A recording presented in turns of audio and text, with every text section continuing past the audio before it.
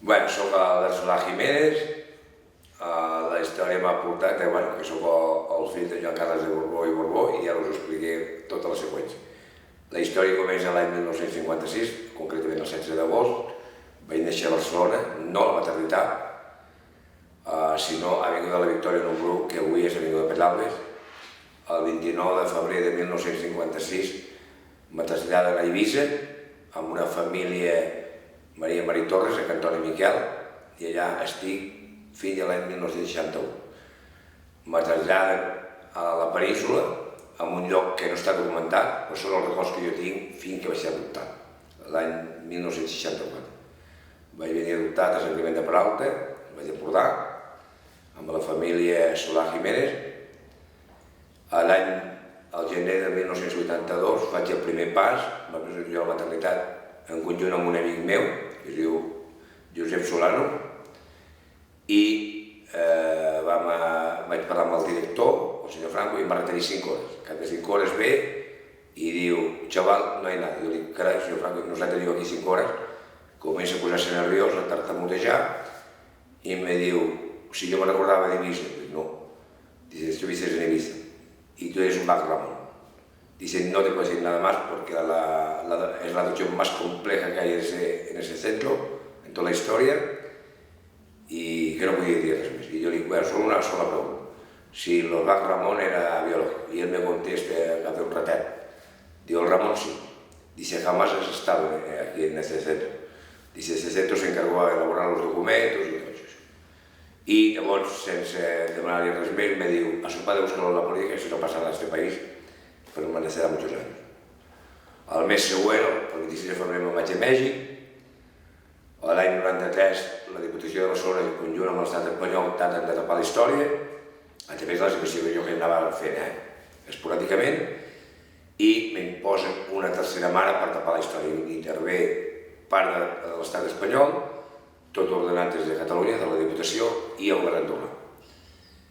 I l'any 98-99 faig una investigació que em va costar molts diners amb detectius privats, recomanats per una persona de l'ambaixada espanyola.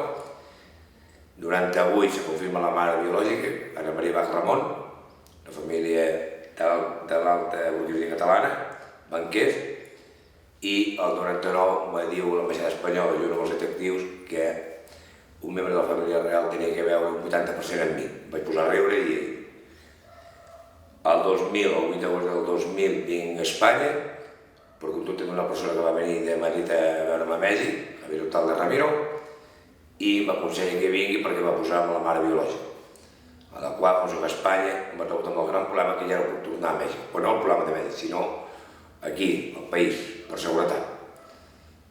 El 2001 faig una demanda perquè s'obri un llibre o l'expedient a la Diputació de Barcelona sobre els meus arrels. Curiosament, el jutge número 14 familiar de Barcelona, el magistrat Massa, me cita que volia parlar amb mi en persona. Ja vaig acompanyar de l'abogada i el procurador d'aquell de llavors, i a la sala de juntes, junt amb 2 persones més, diu, senyor, ja sap qui és el pare del senyor?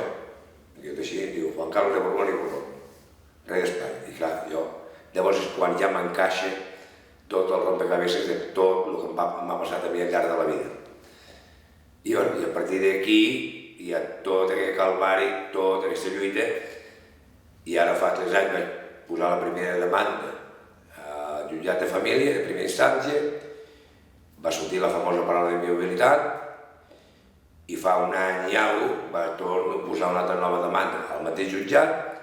D'allà se'n va a l'Audiència Provincial, me la rebutgen, es presenta recurs amb l'Audiència Provincial, l'Audiència Provincial demana que ho miri a la Fiscalia General de l'Estat, torna a l'Audiència Provincial i en tot aquest lapso hi ha el forament, el nomenament del nou rei, l'abdicació de l'altre, se'n va al Tribunal Suprem i el Tribunal Suprem no me l'ha admès a tràmit a mi per 5 contra 6 de vots i en aquest moment està al Constitucional. El Tribunal Constitucional, per cert que fa una setmana que el Tribunal Constitucional ja ha demanat l'expedient al Tribunal Suprem, l'expedient meu. I fins aquí és on està ara la història aquesta.